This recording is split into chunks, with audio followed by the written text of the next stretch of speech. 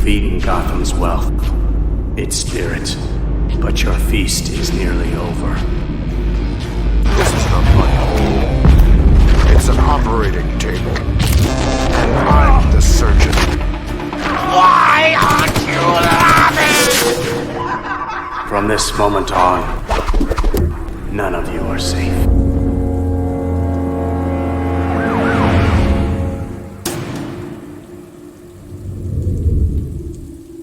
Welcome to the Batman Book Club, a podcast exploring the Dark Knight Library. I am your host, Ryan Lauer. The Batman Book Club is a proud member of the Batman Podcast Network, hosted by Batman on Film. Just go to batmanpodcastnetwork.com for a whole list of other Bat-related shows that also love to dive into other nerdy topics we all love to frolic about in our free time. Thank you for tuning in and listening to episode number 71, Damned. Now, joining me for his very first time on the show, from the Let's Go Network, he is from the Great White North. It's Mr. Emmet Davis. Emmet, welcome to the show. Ryan, thank you so much for having me on. It was a perfect, beautiful intro. Woo! Yeah, man. Thanks again for having me on. I'm really looking forward to this one. Absolutely, yeah. You've been kind to the show for, I think, since its beginning. Definitely felt like I was letting you down because some of those giveaways were not allowed to go out to Canadians. So I was going to say that our origin story is you hosting a Twitter giveaway, and I wanted to win so badly, and then because I live above a certain line in North America, I wasn't allowed to have it, and I cursed you. For many of months. Curses, yeah, that's right. And then eventually that stopped, and I just enjoy the show now. We are okay, and it ended all giveaways, so I hope that you're happy. Yeah, that's right. I'm kidding. Before we go into the topic at hand today, I would like to ask you what I like to ask every person who comes to the show for the first time. What is, Emmet, your favorite Batman story? Yeah, it's a tough one. Mm-hmm. I have a recency biased answer, okay, which I won't give, which is Three Jokers. But one I think about all the time and one I go back to all the time is Dark Victory. Yeah. I obviously love Jeff Loeb and Tim Sale. I love The Long Halloween, not as much as somebody. But I love the story, and I love the branch off from Dark Victory. I like the Robin inclusion of it. Robin's one of my, if not my favorite DC character. So just having him in the story along with Tim Sale and Jeff Loeb, I think, it just really amplifies for me. And it's something that I think about all the time.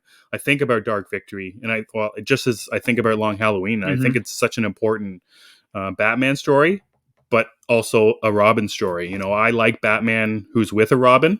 I actually think that's a better version of Batman. The one that I enjoy more is when he has a partner with him. So seeing the origin and the tale of those two coming up together in that same Tim Sale, Jeff Loeb universe, that just amplifies it for me. Awesome. Well done. Yeah, there's definitely not, Dark Victory has its fans, but I think a lot of people will say, I think Long Halloween's better. So let me ask you then, do you think that, do you go with the thinking of the artist, Tim Sale, and that the art is better in Dark Victory than the Long Halloween for you?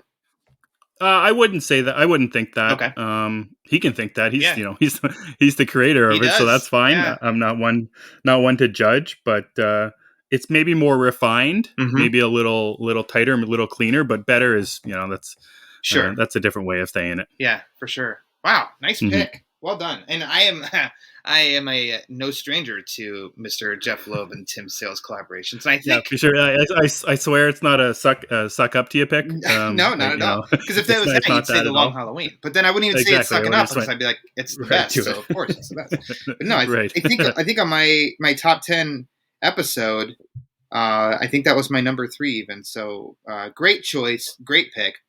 Much like today's pick, the story, Batman Damned was released in 2018 and 2019 in 3 oversized prestige format issues, part of Black Label, written by Brian Azzarello, illustrated by Lee Bermejo himself, colored by Lee Bermejo himself. It came out in 3 physical issues. It's also available digitally. It released in a hardcover, and recently it's been released in a trade paperback for the first time. Now, Emmet, for this episode, which version did you get to read? So I have the hardcover with the beautiful slipcover on it. I just received it just this past Christmas from my wife as a Christmas gift. Awesome. So I read the beautiful hardcover. Excellent. For this one, now I knew I should have gotten this before we started recording, but I'm going to step over here for a second, out of frame. Emmett and I can see each other, but sadly, people listening, you won't get to see us. I have the original 3 issues. Beautiful. Including that first issue, which we will get into. And the extra special first issue. The extra special, yes. That comes, the extra package, so to speak, of that first issue. Right. And along the bottom of each one is signed by Mr. Lee Bermejo himself. Oof, and for those reasons, I don't open these because I am afraid that I'm going to damage it. I'm going to damage it somehow. So that's not the version that I read.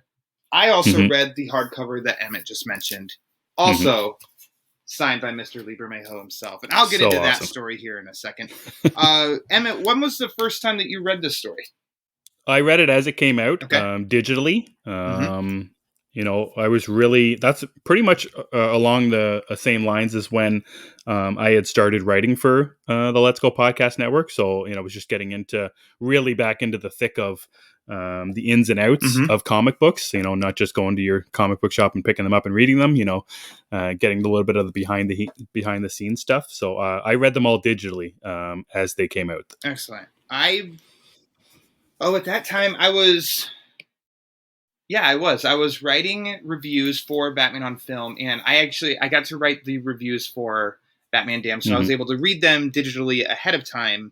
And then each Wednesday at that time was when new releases for DC came out. And I would go to the comic shop and buy them. So I read it also as it came out. But let me ask you, because if you know, I talk about Lee Bermejo enough on here, so it would be no surprise at all why I would choose Damned. But why did you choose Damned when I asked you if you'd like to come on the show?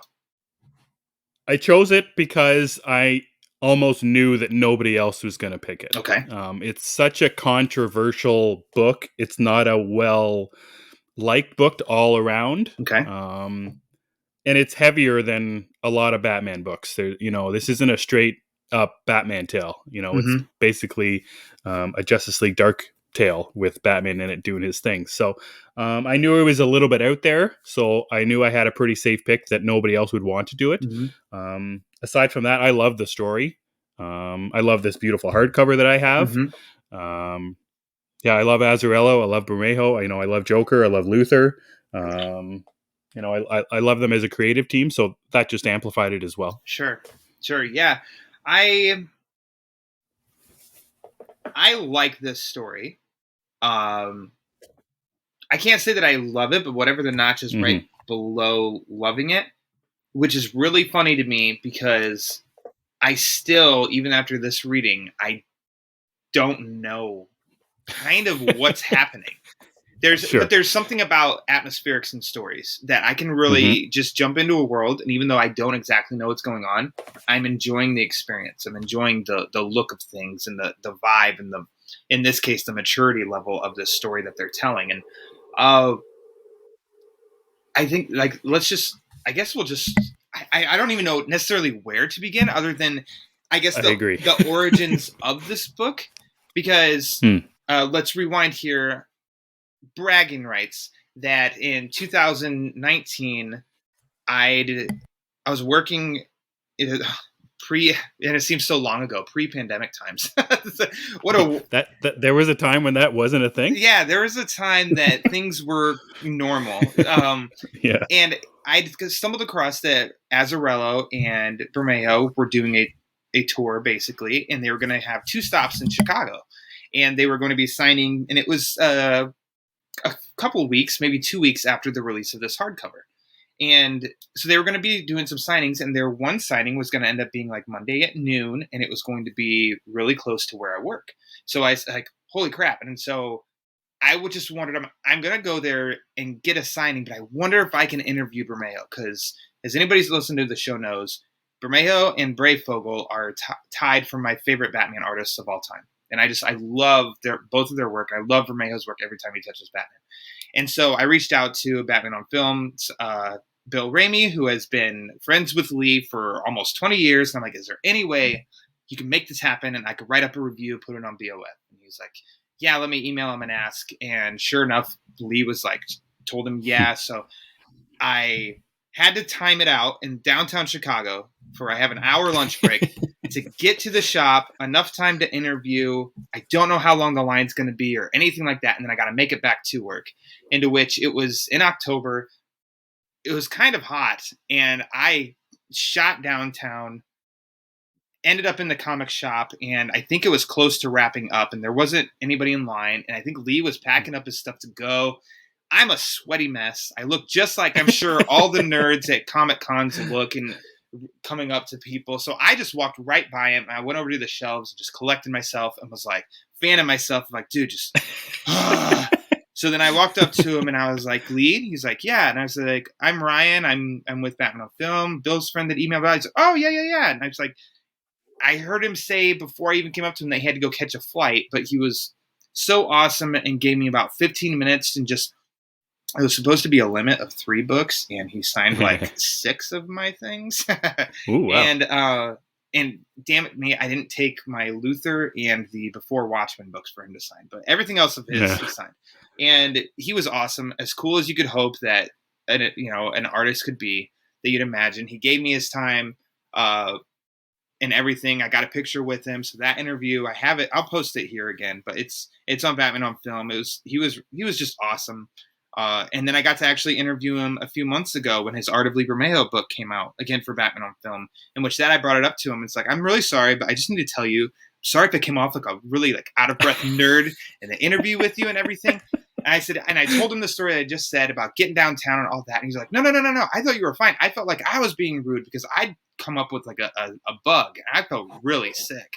So I just felt like I was short and unfriendly and everything. I'm like, no, you were great. So I feel like Lee and I have a connection now. So, it's pretty cool. Well, it's funny, you hold people in such high regard. Yeah, it's scary. They're like, yeah, it is. And then you get there and they're just normal people. They're exactly. Just, most of the time, they're just really nice people. And, that's so cool that he was cool with you. Yeah. Because like you say, he's one of your favorites. It's like meeting an idol or your hero or something, right? Exactly. Yeah. He's so chill. He really was. He was so chill and he was cool. I recorded all the interview on my iPhone. I've still got that audio and stuff like that. So that's really cool. But in that interview, I'd asked, of course, I congratulated him, like, congratulations on kicking off the Black Label, which was it was really exciting when the announcement came. And then it became extremely controversial after the release of the first issue of Damned, in which Black Label, so it developed out of Joker. For those who don't know, bear with me. I know I'm talking a lot here, and I'll let Emmett talk, I swear.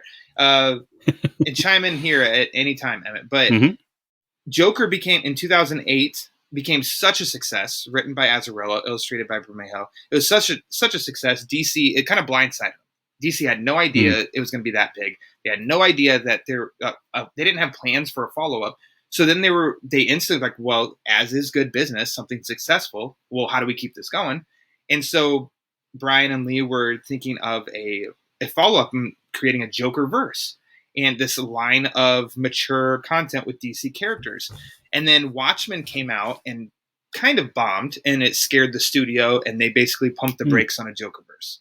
So then it was a few years prior to Damned coming out, that Jim Lee had come back and basically had retitled its Black Label and said, you guys, I want to revisit this idea.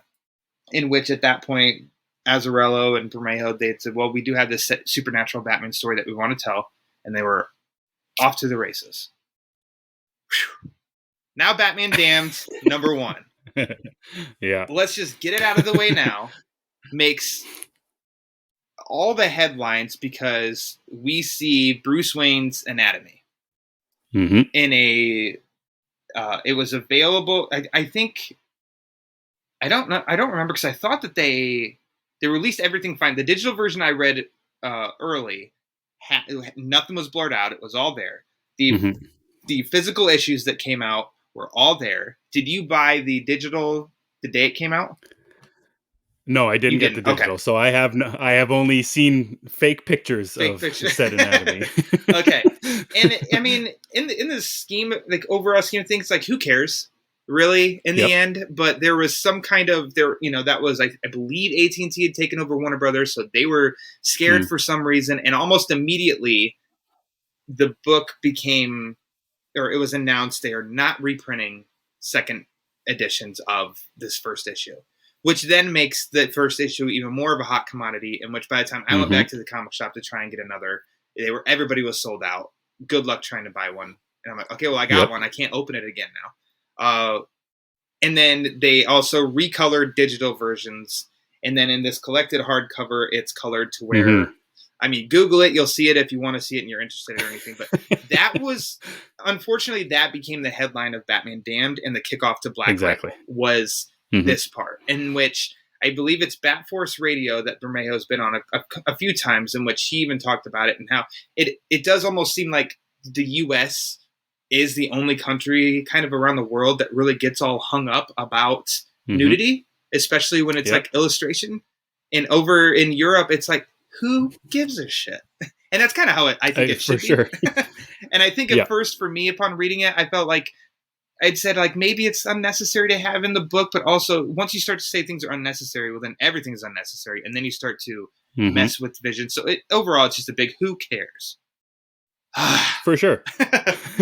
Well, and like you say, it took over the story of the book and also ruined the marketing for the rest of the book. Like I've seen quotes where Azzarello said that DC basically, stopped promoting it, right? Because of the fanfare on it or whatever. And it, Black Label, they advertise it as an more adult themed story. And because there's, a penis in it, that draws the line. And like, if you compare it to like the rating systems for movies, sex is always a thing that turns it to R, but violence and swearing, you can have those in PG-13.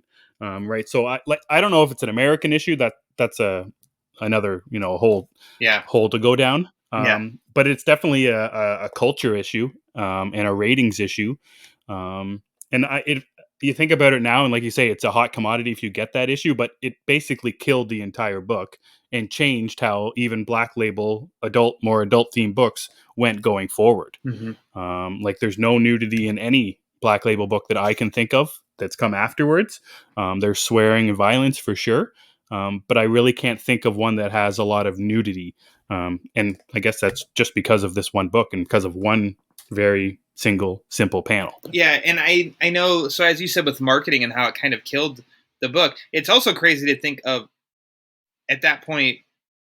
I know Stephen Colbert, his show mentioned the book, maybe Seth Meyers did too. And to which it's like, if anything, you've got comics being talked about like in the mainstream media. This is great promotion for your book, and instead it had the reverse effect, because it just seemed like they pulled the plug and just didn't give a shit about it anymore. And the second issue ended up getting delayed a month, and then the third issue, I believe it ended up being 5 months delayed, in which it gotten pushed back like a month or something like that, and then something like it just got pulled. To where then I didn't even know if we were going to get a finish to the story, which by the end of, the second issue, I was completely like, I don't know what the hell's going on. I need a conclusion. And and I think on that podcast episode of Bat Force Radio, Bermejo, he'd explained in detail that the delay came because he had to, I believe, redraw panels in the issue, but I don't remember which panels those were. And so I think he even sounded in that episode that he was frustrated. Of course, he was professional in talking about it, but definitely seemed like it was a frustrating process, in which in the end, it is the whole thing. It's like, it's just a comic book story. In the end, it's a 3-issue comic book story. And for some reason, the suits that be just, it was a mess, in which I still don't understand why, when Grant Morrison's Batman stuff gave me bigger headaches and issues than Batman Damned did, penis included. So well, it's funny too. Like the week that we're recording this, some of the biggest DC Comics news of this week is of a sexual nature, of Tim Drake being revealed that he's bisexual in a comic book. So it's interesting of the week that we're recording, the day that we're recording this, and how DC is in the news again in the mainstream media. It's on, New York Times. I've seen it on CNN about Tim Drake. Yeah. It's the same thing with with Damned. It was everywhere. Yeah. Definitely different. What do you want to say? Vibes of each. Mm-hmm. One was for sure positive and one was negative. So yeah, exactly. But it's like you said, the way that DC is in the mainstream and not just talked about by comic people. Both this week, both Batman titles, and both in controversial in their own ways. Certain setting. Absolutely. So we got the origins, we got the headlines. Now, how about the damn story itself? Let's make some sense out of this. So this plays as a sequel to Joker, basically, and how you could say probably moments, I don't know, moments after the end of that story, we find Batman in an ambulance in which he's trying to, trying to comprehend what happened.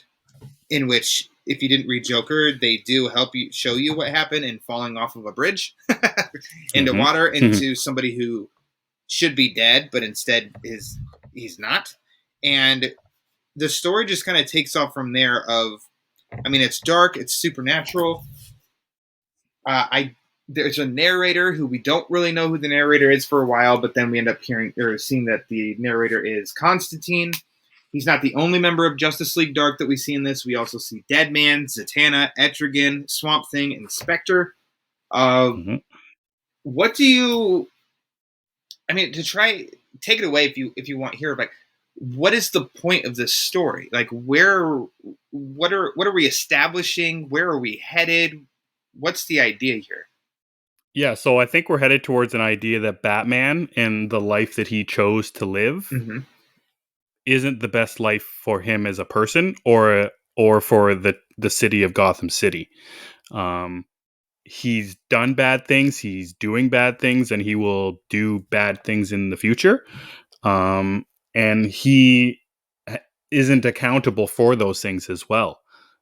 He's kind of his own judge, jury, and executioner. He gets to decide how far he wants to go or how far he doesn't want to go. And it's not a straight line path, as Constantine mentions in the story, he's better than that guy over in Metropolis, the Krypton guy. But is he really? Like, he's not a good person. Batman himself, he's broken. He's, as we see from his past in this story, it's not the nicest of backstories. He didn't have the best life as a kid. His parents weren't those nice, shiny Waynes that we know and have seen in a number of different stories. So I guess the point of the story for me is that Batman is not without judgment of his own actions that he takes day in and day out, fighting crime in a city that he loves more than anything in the world. Nailed it, because that's actually, upon researching a little bit and reading some interviews of this story before tonight's episode the recording was that Azzarello, that's a story that he wanted to tell, that he wanted to dig into. He wanted to, and Bermejo is right there with him because they're quite a collaborative force, and they work together. It's not that one person comes to the other with the idea and they're like, it's my idea. They're pretty much in unison here, and they both wanted to basically touch on something that hasn't been said before with Batman. And they love the nightmare aspect of it. So this is kind of like a nightmare. This is a horror story in a sense with Batman, and almost the identity crisis of Batman, which, yes, we've seen before, but here we're used to a perfect Batman. He's always got plan Bs and plan Cs, and they're like, what if every single move he makes is wrong? And he's kind of powerless, and that really interested them in the story. And I guess I think I enjoy reading this story each time that I do, even though I don't know what's going on, because it's kind of so ambiguous. I do pick up on something or have a different interpretation each time of even the smallest things. And so you said with the backstory, one thing that's never changed though is the backstory and how Thomas and Martha Wayne are not the perfect rich couple. My preference is that they are the perfect rich couple. And I apologize because I've said this tons of times on the show before, but Bruce's story is more effective when they are perfection, and then they were killed. That's just my preference. And we're talking about one small little thing of Thomas Wayne apparently cheated on Martha Wayne. That can totally fit in a timeline, like, and we just hasn't been told before. You can choose to believe it or not if you want to. And Azzarello even said that he wanted this story to be, and he likes to write stories that are, if you read Batman Damned, you didn't have to read anything that's come before in Batman or anything after. So this story should be kind of self-contained, in which, yes, it's a sequel to Joker, but you don't even have to read Joker to know what's going on here. And I think that totally works, and that's his approach to each of the Justice League Dark characters that he introduces too, is you don't necessarily need to know their backstories either. So I don't like the dirtiness of the Waynes, and I also, I left out Enchantress too. Enchantress is in here. And I don't like the dirtiness of the Waynes in this, but I can kind of just say that small aspect of like kind of whatever. I don't know how that affects, I guess, what would the use of that be for this story? Why is that included in this story? Because maybe that's why I can't grasp a point per se. Sure. Well, it goes into the fact that he wasn't a happy kid, and that's why the Enchantress is there to begin with. Okay. She wants to take his tears, his sadness, and he doesn't have that sadness if his parents are, the parents from Batman Begins. True. Or whatever. So his home life has to be broken because in this story, Azzarello and Bermejo want him to be unhappy as a kid. They don't want him to be the shining star. That's where I see it. And I think it is a striking image every time I come across it too, that even though he's playing Lone Ranger, and even though it's a fake plastic gun, that he puts that up against the back of his mom's head and he pulls the trigger. That is definitely a heavy image. It always works for me just in the sense of an image of a gun to a head at all is striking, but then that directly can just tie into Bruce Wayne's history and his animosity towards guns. So I think that's effective. I love that. And that can totally work of like, oh yeah, that's Bruce Wayne and Batman, anti-gun. Sure. Because he did do that, not knowing what it meant as a kid, and it scared the hell out of him. Yeah, well, I love that. I love the, like you said, you can read this Batman story and not read any more Batman story. You get an origin, you get, or his how his parents die is a little bit different. We see how his home life is, and yeah, that the no guns thing, I really like that. You don't see that in a lot of comics. Why he chooses not to have guns, we kind of just assume it's a Joe Chill thing. Obviously, his parents died by a gun, so it's his own fleeting moment to make that choice. But finding a different reason was good. And you're right, the shock value of it, I guess I would say, is pretty strong. Like, we know it's a toy gun. That's not the point. I like as a kid, or as a father with a young kid, we play toy guns all the time. But if he were to say, a more scary thing like "Daddy, I want you to die" while he's doing it, or something like that, it makes it more real and more shocking. Yeah. And you can see how affected Martha is, and how affected Martha is returned back on Bruce, because that's when he says to himself, or he draws back to himself when he gets older, this is why I'm not going to have guns. This is why no guns. So again, the reason his parents are bad people, and he had a bad life because of it. But the reason, because of all that, is why he became Batman. Without it, in this story, he's not the Batman that we see by the end of it, the beginning, the middle, whichever way you want to look at the story. So would you say with that, do you think Enchantress is the villain of this story then? She's not a villain because she didn't do anything wrong. Okay. In her eyes, I think. By the end of it, the way I interpreted the book, like you said, you don't know what's happening in this book. I don't know either, but I like to make my own guesses. Sure, yeah. Batman, she was trying to do good by him. He said, I don't know why she was trying to do this, but I will take away your tears and give you no fear. That's fine. But then by the end of it, Bruce Wayne, Batman, doesn't agree to those terms, and she thus kills his parents. I think that's how it works. So she's a villain, yes, but I think she has a sentimental side to her, where she followed her rules the rules of the game all the way up until the end. And Batman, on the flip side, did not follow the rules, did not agree to the rules laid out by their trade or their transaction or whatever. It's deep, man. It's deep. Well, it is deep. It is deep, and I'm not smart enough. Like, I'm just not smart enough. I'm not saying any of that is right. Okay, that it may be deep, but it could be 100% wrong. And I think that's, like you said it at the top, and we'll say it a bunch of times. Not knowing in this story is okay, because you have conversations like this, or you read articles, or you read the book again, and you find something new in it every time. And in that regard, Azzarello definitely accomplished his mission, because in that one interview, I believe it was with Screen Rant, talking about this story, he said that he loves open for interpretation.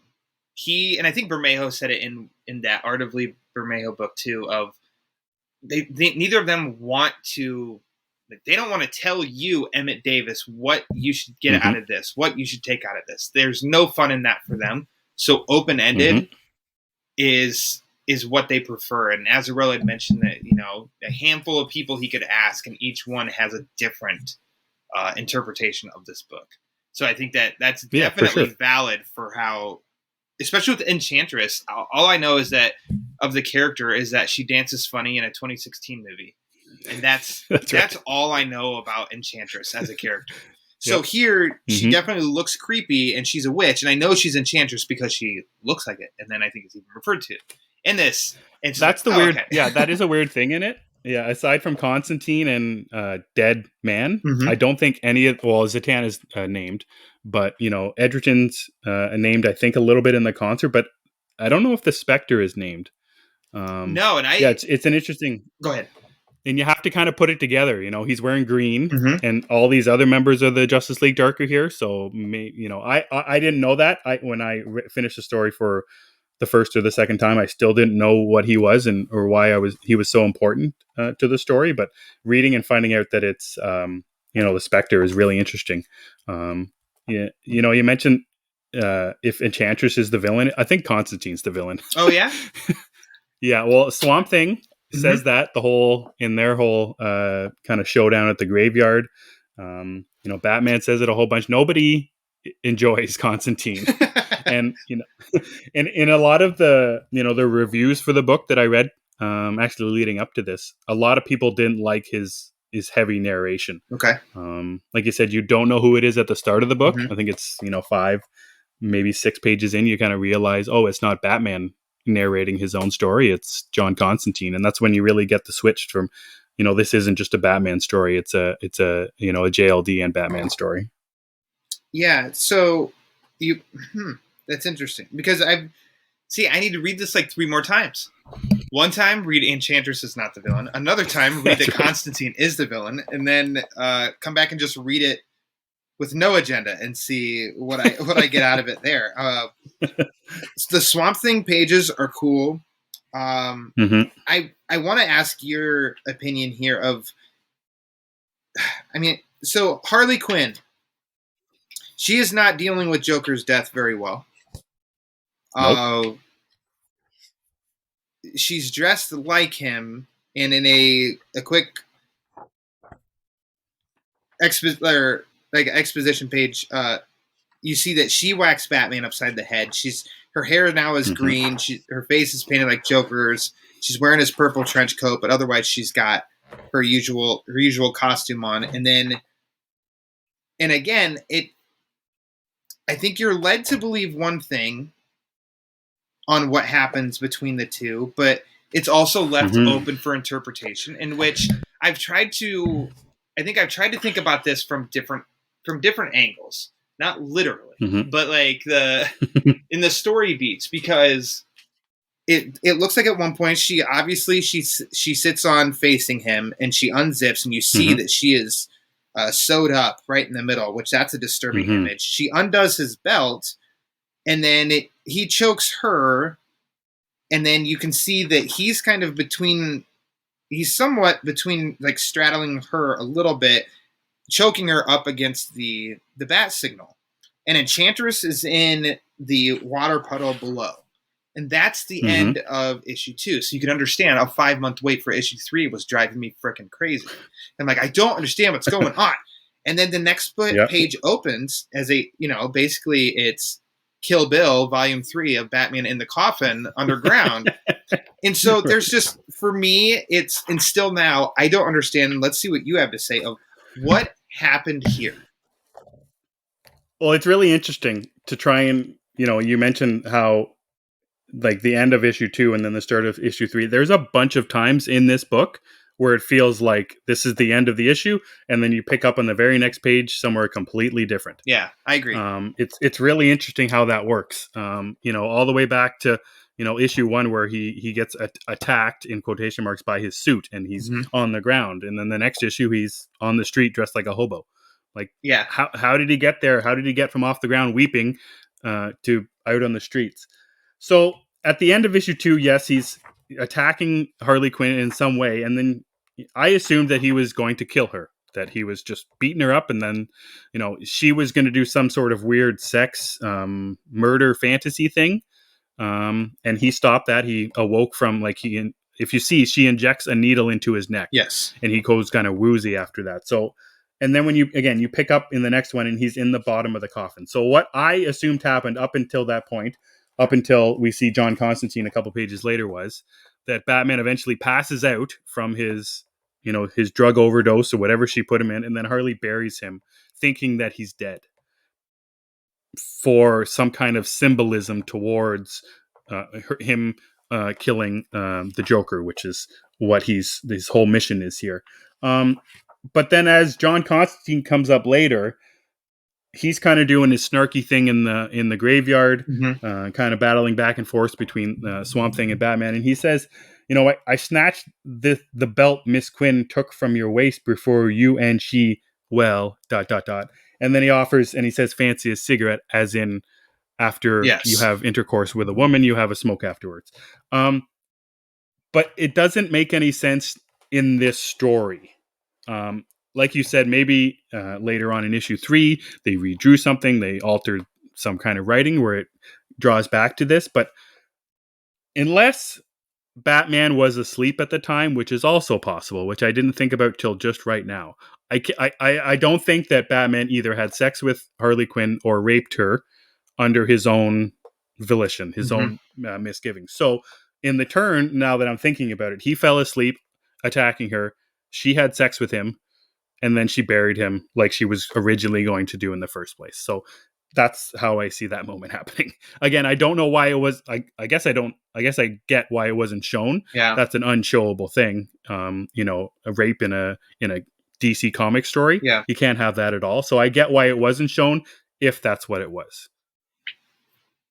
I mean, again, that's left open for interpret. Now I want to see go back and see if Bermejo explained a little more in detail of what needed redrawn, because that would make total sense that was the initial panel, and then they got all scared and were like, nope, you need to redraw all this.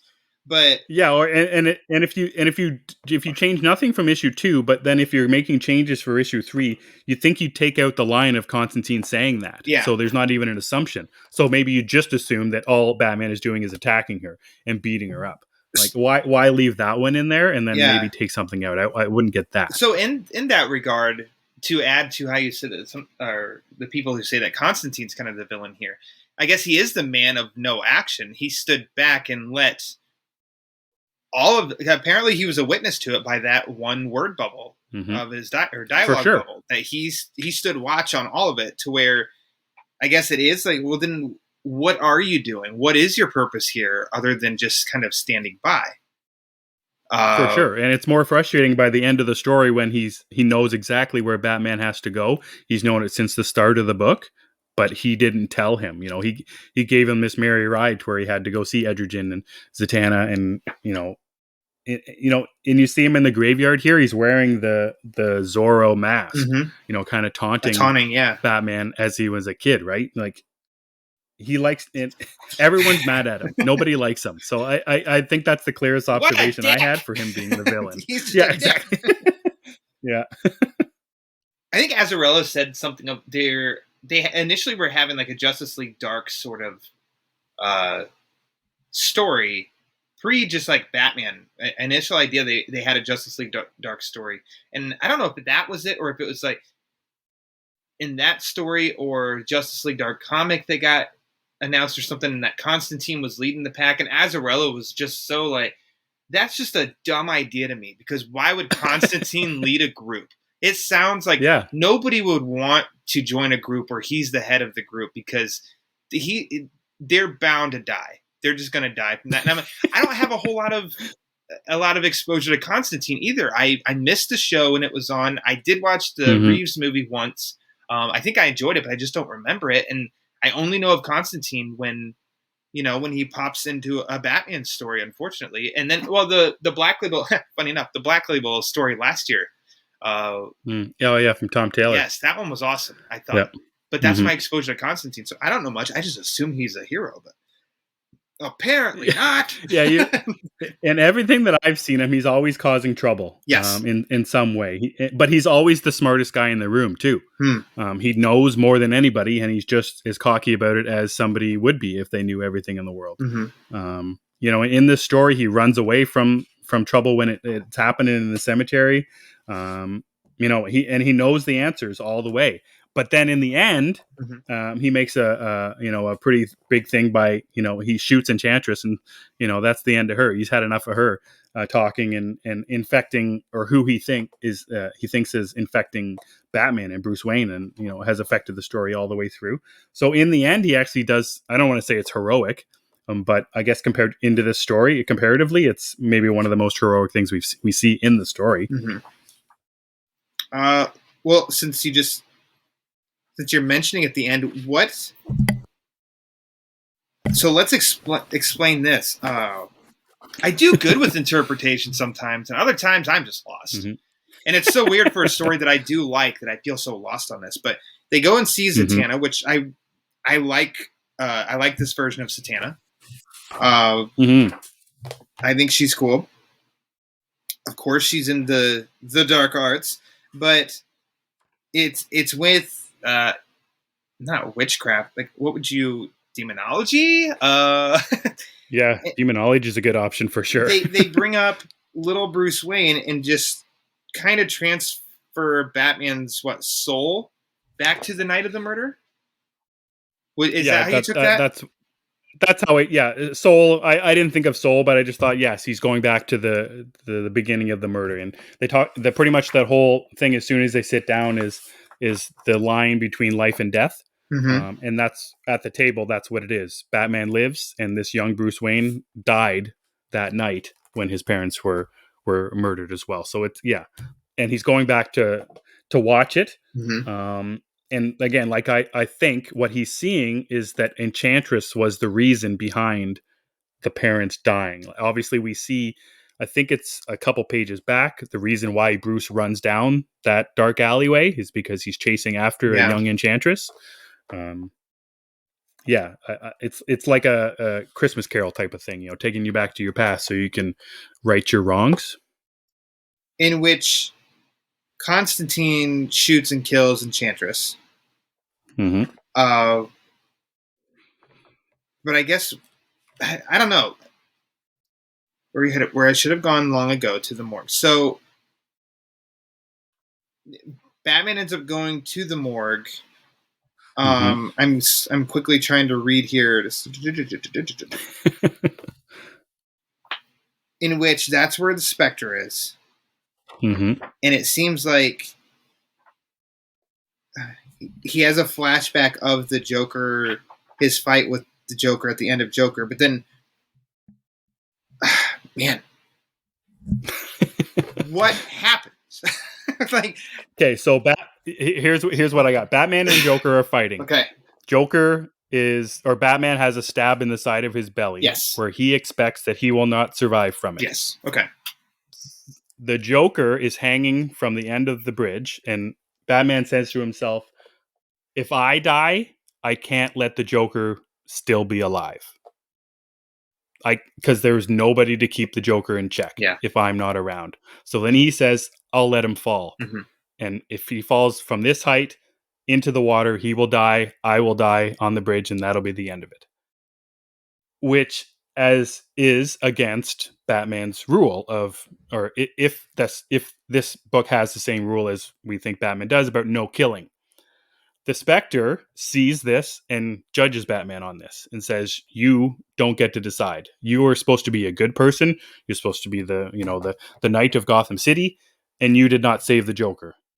And because of that, when Joker hits the water, and when we see Batman get sucked into the whatever those things are on the wall in a morgue, Batman is accepting that he did wrong, that he should have saved the Joker. As he says at the end of the story, I wish he were still alive, so he didn't have to make the choice. So Joker falls off the bridge, hits the water. Batman goes into this morgue thing, and he wakes up inside the Joker. Batman is now the Joker, and he has to live as the Joker because the thing that Batman hates the most is the Joker. So his punishment for letting Joker die, according to the Spectre, is to live his life as the Joker now. Woo! Hot damn! I mean, I'm not a dumb comic book reader, but I can't for some reason. And maybe part of me is not wanting to accept what a story is. Well, that's true. Like, comic books can be just fun, and goofy, and 1966 Adam West. But sometimes they're this too. But that's why I've been in such a kick of. I love the mature stories. I mean, Bermejo's stuff is dark, and I love the dark. Like, I do love mature storytelling. I just couldn't interpret this. But that's a. Well, it takes a while to get it, and like as you're reading the story, it's also it's not the easiest read. It's not, there's no word bubbles. There's no standard panel placement, page layouts.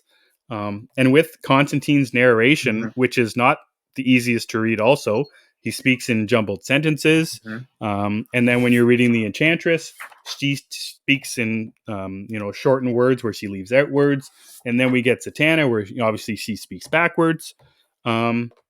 So it's not the easiest read. So even reading it once, twice, 3, 4, 5 times, you may not get it. And it helps to read about it. It helps to read other people talk about it. It helps to watch other people talk about it. Because, like I said, this may be as deep as possible. I could be completely wrong with what is happening in this story. And I think that's okay. I think it's okay to be wrong because, that it's your own interpretation of it. So I always noticed, in which it's obvious too, of that retelling at the beginning of the end of Joker, and you see it's Batman falling from the bridge, and then obviously it's almost the same exact panel at the end, and oh, that's not Batman anymore, that's Joker.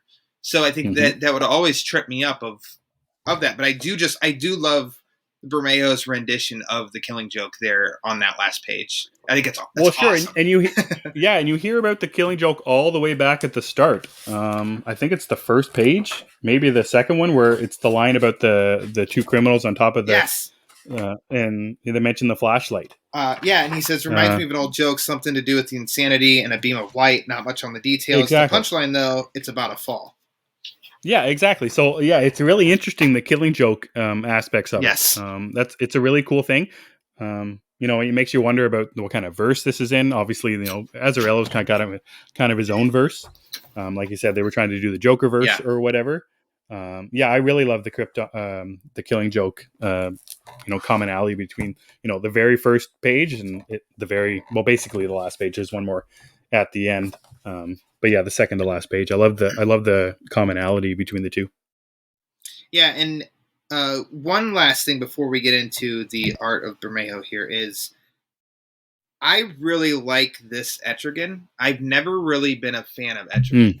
I haven't read a ton, but it would just get a little annoying to me with his whole deal, and that's a me thing. It's not that I think that it's a bad character or anything. It's just not my style, but I do like this interpretation of him. And that whole rap scene and whatnot, and how he's got everybody, like he's got them. I don't know warped to do his bidding at like that. They all pull out their guns and aim them at Batman when he said so and all that. And I just think that's effective. And this is like also the first time I can understand what the hell he's saying because he's rapping it. I don't know. Sure. Well, yeah, it's interesting too because Dead Man looks like Dead Man. Yeah. Swamp Thing looks like Swamp People or Swamp Thing, and same with Constantine, Zatanna. And he's a little bit different, and obviously it makes sense in this world. They're trying to tell a more real world story than what Justice League Dark actually is. I think it's fun. That whole club scene. It's always funny to think of Batman walking into one of those places, and the whole place is just vibrating, and there's flashing lights everywhere, and people grinding up against each other. It would be a funny scene to see that. Yeah, definitely. As for Bermejo himself, he's pretty good. Sure. Yeah, not bad. He's all right. That's all I got. Yeah, he's great. Obviously, he's one of your favorites. He's, become one of my favorites, and I really love seeing his work on the variants or the second covers to Detective Comics right now. I think they're outstanding. Don't you wish that? I wish I had known about 5 in that I knew this was a long time commitment, because then I would have gotten every single freaking one. But by the time I realized that, I'm like, well, I can't find the other ones now. I'm not going to start. No, never. It's too bad. I didn't know it was a long-term thing either, but then now you think about it, like I know Alex Ross was on Captain America for what seemed forever for Marvel, and he did the covers for them too, and seeing Lee still doing it with DC, and I think, Lee, and I've talked about this with Chris Evans from Let's Go, Lee's better and surpassed Alex Ross to me as, the all-time best. I love that he colors as well. I have a huge affinity for artists who do more than just pencils, and they color as well, and they ink and they shade and all that kind of stuff. So, I love seeing his work all the time. I'm glad he's still with DC and still doing, covers is fine. We'll take covers, but, and then in Damned, it's a tour de force for Lee, like I said about the panel placement and the page structure, no page is the same. No panel is the same. You can tell that, maybe he needed those extra 5 months, like just to, clean up 3, because there was so much changed, and there's so much detail in his work. I love the. I don't know if it's chaos. It's like structured chaos is his art. I think just because of the amount of stuff that goes into every page, every weird looking panel, and I love thinking about panel structure and grids. And stuff like that, and how it reads on a page. This certainly helps that it's an oversized. The hardcover and the single issues. I think on a standard format comic it wouldn't work as well. So it definitely helps here. Especially the colors. I love this format. I missed out on. Let's see, what was it? I missed out on The Question, and I missed out on Wonder Woman, Dead Earth. Otherwise, the other Black Label series that have come out in this format, I've snagged the issues because I just really love this format. In which Bermejo even said that this worked in his benefit for sure. It works for the artist's benefit, and he liked this one. And I echo everything you said about his work in this book. I still think Noel is a little bit better than this, but also I just did it. So shame on me. I was gonna say, but you don't even have to compare. You can just say, yeah, he's just great. So I just contradicted myself, but I think he. Well, those are two different color palettes too. Noel is much more gray, white. Damned has a ton of orange. Obviously, I think that's in relation to Batman's living hell on Earth. I love the flashbacks, how it changes colors to give us more of a grain style to it. And his character designs, like I said, aside from Etrigan, it's kind of its own thing. Like he draws a killer Swamp Thing. Yeah, like that. Like he's big. He's more than big. He's humongous, and he's scary looking too. And the way he talks, like I don't know. I'd have to look to who the letterer was on this one. Maybe he is. Well, he's not the letterer, but I love the letters. I love the word bubbles, and I love the different variations of them too. Swamp Thing's is orange. Enchantress is black. Zatanna's obviously got hers going backwards. Etrigan's got his more in like an italic format. And same with the Spectre, I believe. Just a different. I love the technical aspects of books, and like you said, Black Label. If they're three issues, I think they should all be in this format to make up for it only being 3 issues and not like a standard 6-12 series. I'm trying to find. I did ask him about his favorite to draw in DC is the Joker, but he said it changes all the time. He enjoyed Deadman a lot. Mm-hmm. He's a big fan of Etrigan, and he loved being able to draw Swamp Thing because he's a huge Swamp Thing fan. And at the time of the interview, I said, if there's anyone left that you haven't drawn that you think you'd like to tackle, who would it be? And he said Bizarro. He'd love to do a Bizarro. I'm like, okay. Oh, that'd be so cool. Sure, man, you got me. Do a Bizarro story, and I will be there day one to read it. And I mean, it's off topic, but for the recent Marvel book, I know that he did Silver Surfer, the Silver Surfer short story. I don't know if you've read that one yet, but I mean, I didn't see that one. No, it's in black, white, and gray, but it's it's gorgeous. Go figure. I think he wrote and drew that too.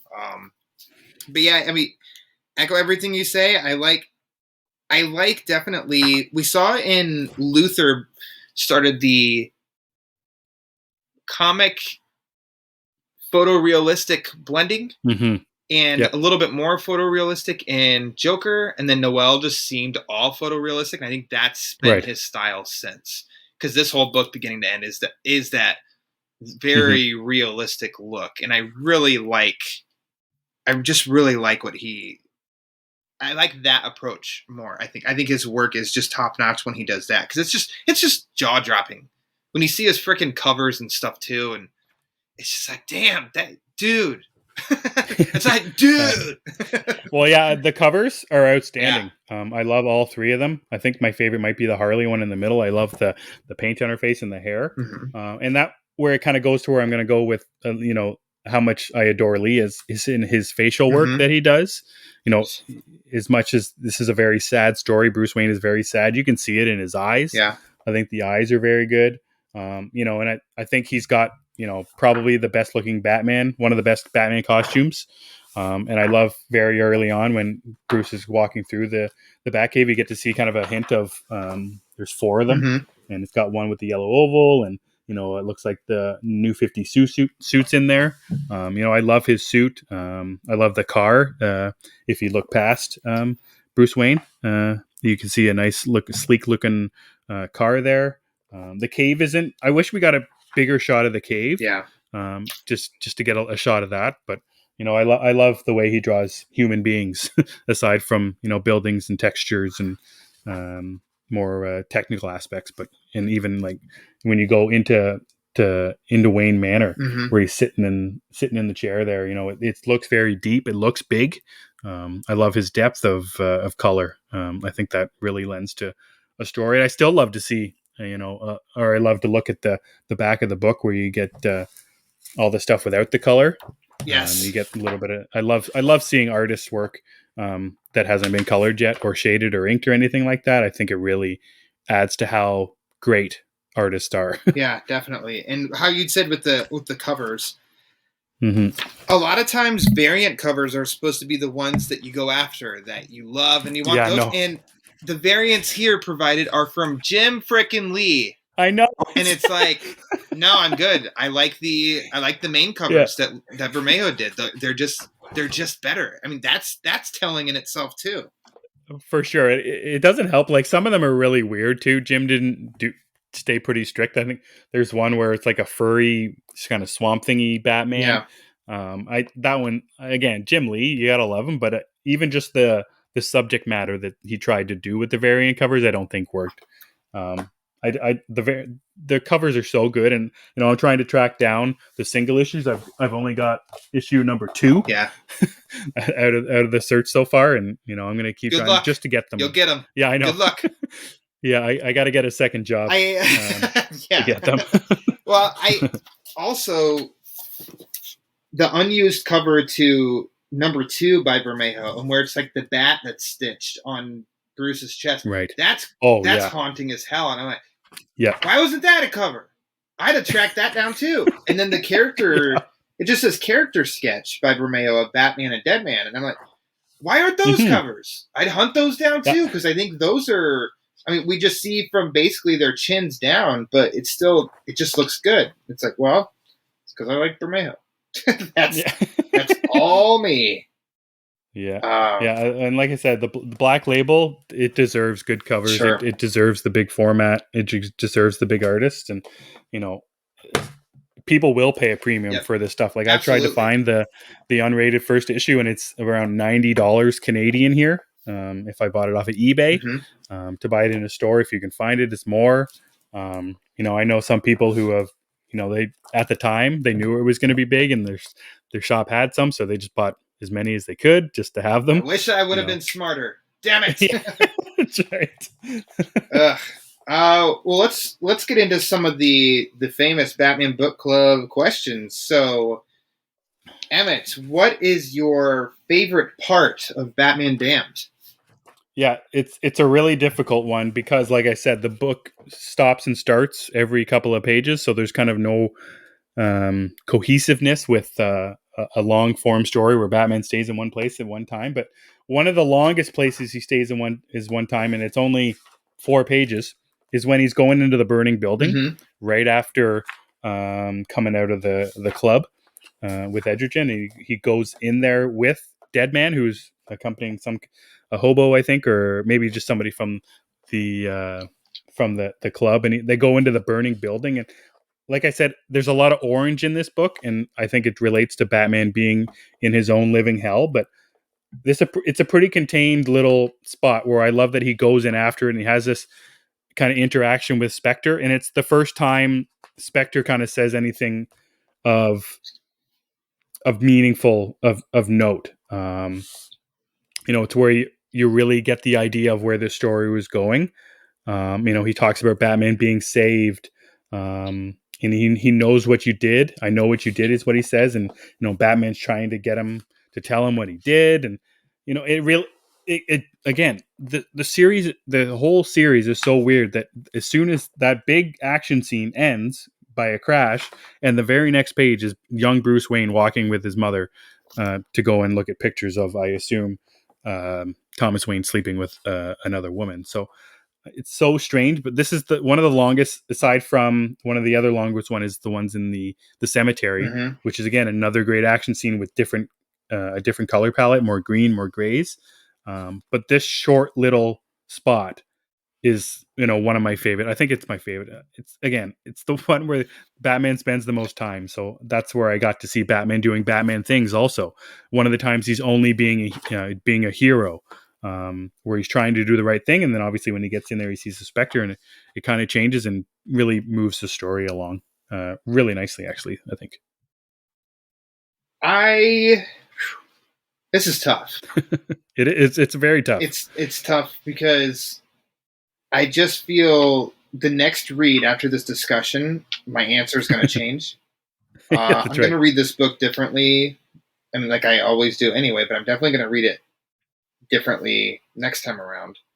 The ending is powerful to me, of the sense of Bruce's shot too, the young Bruce, and the haunting image of his parents, the really graphic image of his parents sitting there and Enchantress holding him, and then Batman on the next page with his parents. Like, I'm not morbid enough to be like, man, that's my favorite part. But as far as like striking and powerful part, like, yeah, that's up there. But I think I almost feel like it might be the nightclub with Etrigan. There's just something that is, and part of it is like what you'd said of the Batman in a nightclub is just kind of, it's kind of cool. It makes me think of the Dark Knight when he goes to Maroni's club, exactly. And just kicks ass and everything in a nightclub. That's cool. Him in the cave, just because the atmosphere of the cave and stuff is cool. But I think in the end it'll be the nightclub. Yeah, I love that nightclub scene. Like I said, it's Batman doing a Batman type of thing. He's being a detective. He's trying to figure something out. And like throughout this entire book, Batman is not the world's greatest detective. Mm-mm. He has no idea what's going on. He makes a number of wrong choices. He hangs around with some very subject type of people. Yeah. Bad things happen to him. It's nice to see him do Batman things in this book. Like I said, it's nice for him to go into that burning building trying to save somebody. It's cool that he goes into a nightclub trying to find something out. Yeah. Trying to find out who killed the Joker. Where's the Joker? It's amplified by him, just busting a move for a half a second when his jam comes That's on. That's right. Yeah. You know what? That's a banger. That's what he should have said. Yeah. That's a banger. This song's a banger. How about a favorite panel? So this is a tough one because, again, the panel placement is really weird in the story. Mm-hmm. But I think one of my favorite pages, I'll cheat a little bit, is the one where he's sitting at the chair just after talking to the Zatanna, and he's kind of laid out and he's got smoke coming from his mouth. And the word bubble says "be afraid." Mm-hmm. I think that's really, really cool. But if I'm going to stick to to the question, is the panel. It's the very last panel of the book. Joker. The page is a panel, technically. It's a whole page. That's one panel. That is one panel. It just takes up the whole page, so that counts. But if you want to go ahead and say another, go for it. Yeah, the other one is just the last panel of the very last page of the story, which is with Joker on his head, hands on his head, with him looking exactly like Lee's Joker does. I think it's colored perfect. You still get the green to the hair. Yeah. You get the Joker smile. You get those Killing Joke vibes. Mm-hmm. That's probably my favorite of the whole one. If I had to pick a smaller panel instead of a full page. There's a lot of really good stuff. Even though I didn't understand the stuff with Enchantress, like you said, a lot of that the coloring scheme, like that changed to a gray and black and stuff, and that all of that's really eerie and really cool. But I think mine's definitely when he's in the cave with the suit. And he says no, and he's in the fetal position in front of it. I know he's naked, but also I don't care. You can take away the no bubble, and that makes it even better. The lighting of the suit, but that to me, some stories, it does work for me if it's written well, of like almost like the curse of him having to be Batman. And I think that's right. What this image right here resembles. And I think it packs a punch with it. It can make you think, but also just looking at it, it just looks freaking awesome. For sure. This is the whole story. Batman is damned to be Batman. Oh. But he's cursed by being Batman, and he's scared of what it's made him. He's scared of who he is now because he's Batman. I love the imagery behind it. I think it's perfect. Like you said, the lighting with the red at the top and then the white light shooting up from the bottom, like that's outstanding. And like I said, that Batsuit is wicked. Wicked. Would you like to see this in animated form somehow adapted? No, not at all. Not at all. I don't think DC would ever want to see this in an animated form. Also, no, I don't think it would work at all because in any of the animated movies that I've seen, they always change the art style. Unless it's year one was pretty close. Dark Knight Returns was close, but then I think of like the Long Halloween that was just released and how they changed the art in that, and I didn't like it. And I think they would do the same for this one, and it wouldn't work. I would like it just fine, but people who didn't read this comic and they want to watch the story, if they made no changes, people would not understand it. It would not do well at all. So I wouldn't want it trashed in the media all over again. If it was made into an animated one, but the story doesn't. The story isn't a through line for a movie or a short story or anything like that. So no, I hope they don't. They never will. So there's not to worry about. But I don't even like to think about it. It hurts me to think about it. I'm not much of a gambling man, but if I had to bet, I'd bet that they're never going to adapt this. I don't know that they would take something of this to even put in anything either. And I wish there was a sequel to it. That's for sure. It's too interpretive to turned into an animated movie. And like you said, and I loved the Long Halloween. I was fine with the animation as it was. My first gut instinct was that this isn't resembling sales art that much at all. But okay. That's okay. That's fine. Because I think I can just accept, like, how the hell are you going to do a 2.5 hour completed movie with tintail art? And then Bermejo's is even more intricate. There's just no way that you can do that, and that would really disrupt me. Which is why I hope that they never touch Noelle either, because I don't know how they're going to be able to do that. But maybe they would, and maybe they'd win me over. But I don't see it happening, and it doesn't bother me that they won't. That it never happens. As people like to say, I didn't ask for this. People are really not asking for this one to be told in movie or format. Like I said, I'd love to see a sequel of it. Sure, though. Yeah. I wish they would, and I bet you if they release it, I bet you it'd sell like gangbusters.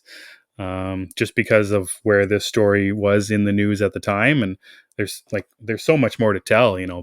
Bruce Wayne or Batman is the Joker. That I want that for sure. That's a very interesting story. Yeah, absolutely. So Emmet, what are your final thoughts on Batman Damned? I really like Batman Damned, and I think it's one of those stories where you can read more and more and more, and you'll get more out of it. I think Azzarello is, Azzarello and Bermejo are one of the best, if not the best team in comics. I love the format of the book. I love this hardcover, even though it's doesn't have the bat wang in it. Right. But I love everything about it. I love the sleeve on the cover that pulls off. It's everything about the story is very cool. It's very interesting. It doesn't have to be the best, and you don't have to understand it. But that doesn't mean you can't enjoy it. I enjoy things I don't understand all the time. That's pretty much my whole day raising kids most of the time. And I like that it's a story you have to think about. It's not a standard Batman story. That's what Black Label should be about. That's what it has been about in more recent years. It's basically just the Batman world of things where he kind of lives and does his thing. And he can do different things. I like different Batman. He doesn't have, I don't think he has to be the perfect Batman with the perfect family and the perfect life. And I don't even think Batman has to be Bruce Wayne all the time. And I'm okay with different Batman. I'm okay with different takes, and that's exactly there hasn't been, or there aren't very many of different Batman takes, or as different Batman takes as this one right here. All right, yeah, I think this conversation has done me very well on interpreting the story. I'm going to read it again before I put it up. I do think that it's good. I think the art is phenomenal. I think it's definitely interpretive. It's ambiguous, so it's almost a choose your own adventure. Believe what you want that you get out of it. You don't have to think too much on it. Just take it for what is on the page, or you can take a lot out of it, and you can really scratch your brain and try to make sense of things. Good luck. But yeah, it's worthy. I like it. I like the team. Yeah, it's just, if you read it once and you didn't like it, maybe by now, if you've listened to this, give it another shot. I didn't check. I would say for sure this is a book you have to read more than a couple times, and even if you don't like it, because I found a new thing in this book as we were talking about it. Tried to understand it more, and just talking with somebody about it. And sure, if you don't like the words, just enjoy the art. Yeah. So it's too good not to enjoy. What was the? Okay, so I was going to say it's on DC Universe Infinite. To check it out again. It's also on Hoopla, my Hoopla app. What was the new thing that you discovered quick before we say goodbye? So it was the idea that when Harley Quinn and Batman were getting together, I didn't put it together that she did it while he was asleep, and that's how it all happened. Why he doesn't remember it. He doesn't remember a bunch of things in this book. But that's what I realized is talking it out, that he was the one who was raped, and he wasn't doing the raping or having consensual sex with Harley Quinn. That's, as we were talking about it, that's what I thought of. Again, it doesn't mean it's right, but that's something I hadn't thought about until the moment we talked about it. All right. So, hey, there you go. Batman Damned. Emmet, thanks for coming onto the show. Ryan, you have no idea how excited I was that you even asked me months and months and months ago. And, I'm so happy that you had me on. I listen every Monday. You're one of the best podcasts, period. Not just Batman podcasts that I listen to. So I enjoy it. And I thank you for for doing this. And like I said, thanks so much for having me on, Ryan. Thanks a lot. Bless you. I paid Emmet to say all of that. Bringing peace between the U.S. and American Canada. American. Yeah. Where can people follow you if they'd like to? Yeah, you can follow me on Twitter at Emmet Davis 7, EMMETDAVIS 7. You can read things that I write for the Let's Go podcast at www.letsgopodcast.com. And just give them a follow on Twitter at Let's Go Podcast. That's right. I'm sure people are pretty aware of Let's Go thanks to a Mr. Justin Kowalski, who keeps popping on this show. And then recently got Matt Ritchie himself on here, got the Vigilante Bros of Nico and Daddy Batman and Mr. Zednik, the Zeddy. So yeah, people are aware of the Let's Go. So give Emmet a follow there. As for the Batman Book Club, you can follow on Twitter and Instagram at thebatmanbc for latest episode drops, upcoming episodes, and sometimes, except for Canadians, giveaways. You can follow me on Twitter at Lauer_Ryan. Lauer spelled like lower. You can email the show with questions or comments at thebatmanbc@gmail.com.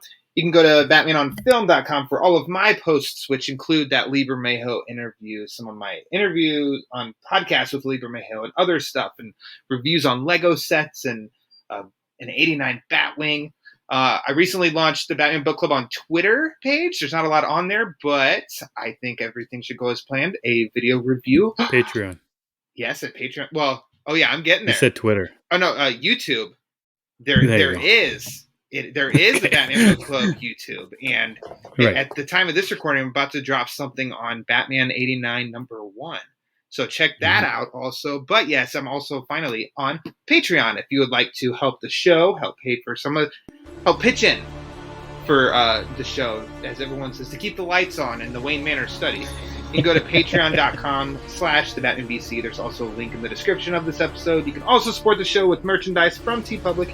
And lastly, if you'd like to help but you don't want to spend any money at all, that is 100% A-OK. You can rate and review the show on Apple Podcasts. The link to that page to rate and review is in the description of this episode. The more reviews I get, the more it helps spread the word. And as we all know, the word is panic. So, for Emmet Davis, I am Ryan Lauer. And until next time, read my Batman comics.